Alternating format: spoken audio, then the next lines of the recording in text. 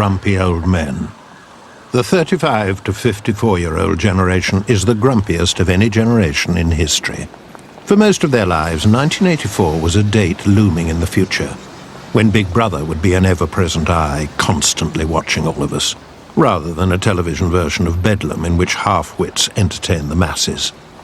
In this terrifying future, cameras were everywhere, monitoring our every move, on street corners, in offices. And everything you tried to do, or wanted to do, was regulated by the state. So you couldn't speak, eat, smoke a cigarette, or fart without someone wanting to have a say in it. Sound familiar? Soon you won't even be able to smoke in your own house. You know, there'll be people going around banging on the door saying, "You've got a fag in there." Whose business is that? Why is that somebody else's business apart from mine? If someone said drinking is bad for you, stop drinking, I'd take up drinking. If I weren't drinking already. There's this sort of underlying assumption that it is offensive and unnatural for us to die at all. I don't put my finger up my bottom, thank you. It is fuck all to do with people caring about us. Why do we have to have signs at swimming pools telling us we may not use video cameras? This is baloney, you know, this is too safe. You do wish the world could go back to the way it used to be.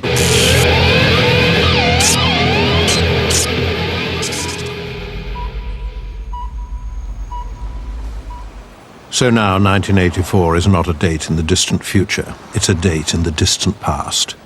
And we've woken up to find that the Orwellian nightmare has come true. We're nannied, bossed about, mollycoddled and monitored. And the excuse is exactly what we were warned it would be. If you've got nothing to hide, then what are you worried about?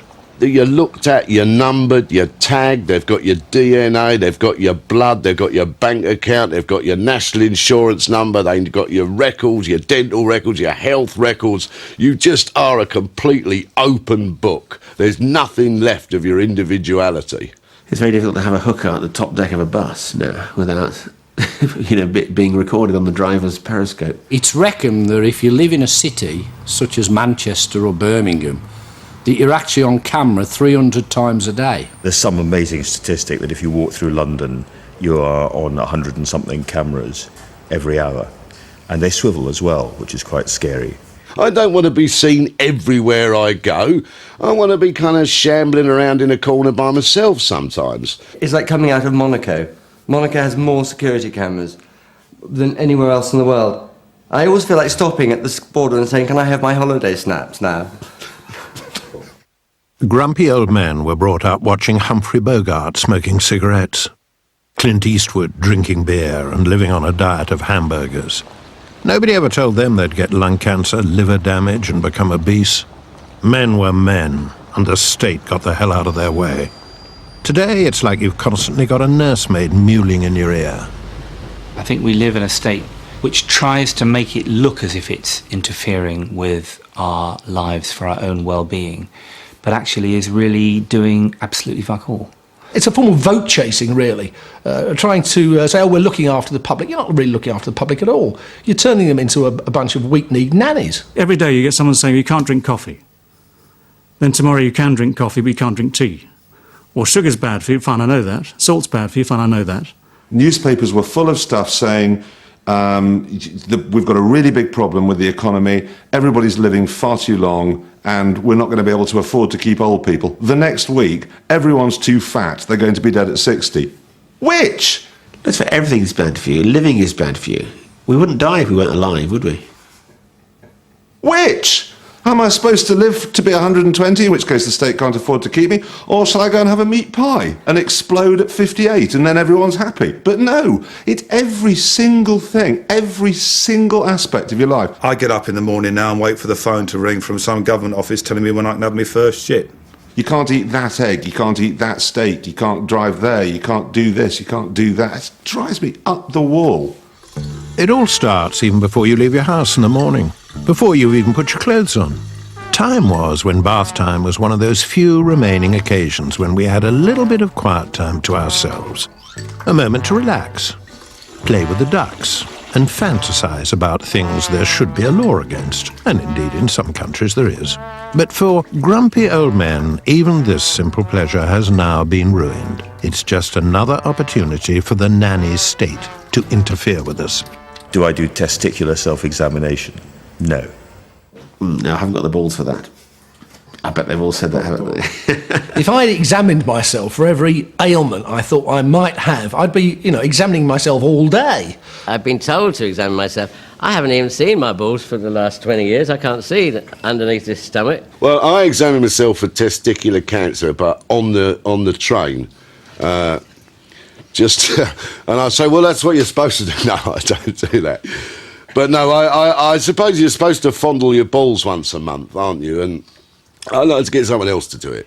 I don't like examining myself for that particularly, so I have Helga come round and do it twice a week now and we're still not finding anything there. But I just give her different little ways to check it, different oils, that sort of stuff. I do it as much as I possibly can, because at my age it's really hard to find other people to do it for you. If you were to examine your balls, if you had the time and the inclination to get them out and have a fiddle about, A, you don't know what you're looking for, and B, if you were to find something unusual down there, what are you going to do? What would you do about it? Kill yourself. Cut them off with scissors? I suppose I've felt them from time to time.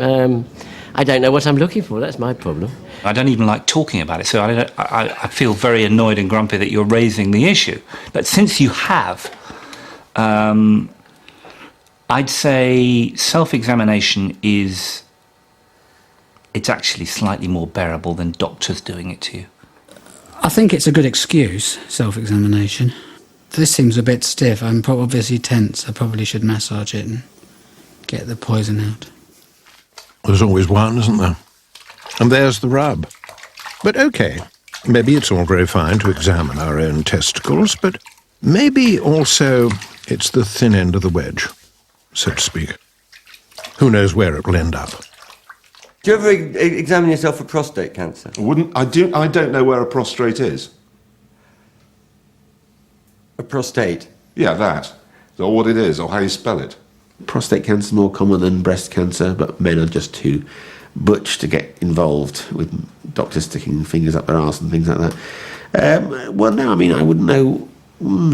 Oh dear, maybe go all thingy now.